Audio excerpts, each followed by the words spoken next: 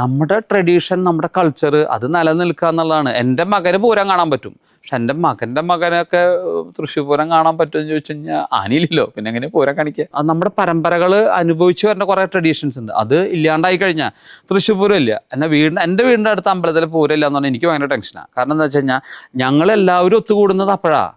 വിഷു ആകുമ്പോൾ എല്ലാവർക്കും വിഷു ഉണ്ട്, ഓണാകുമ്പോൾ എല്ലാവർക്കും ഓണമുണ്ട്.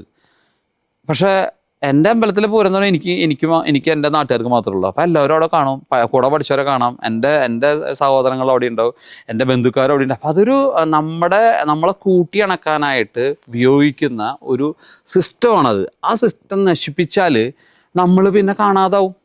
അപ്പം അതാണ് നമ്മുടെയൊക്കെ ഒരു മഹത്വം.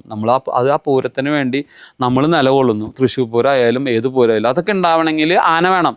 അപ്പോൾ കാട്ടിൽ പ്രശ്നം ഉണ്ടാക്കണ ആനകളെ പിടിച്ച് നാട്ടിൽ കൊടുത്ത് നമ്മൾ പൂരങ്ങൾ നടത്തി കഴിഞ്ഞാൽ വലിയ കുഴപ്പമൊന്നും ഉണ്ടാവില്ല. പക്ഷെ അതിന് ഗവൺമെൻറ് തയ്യാറാവണം.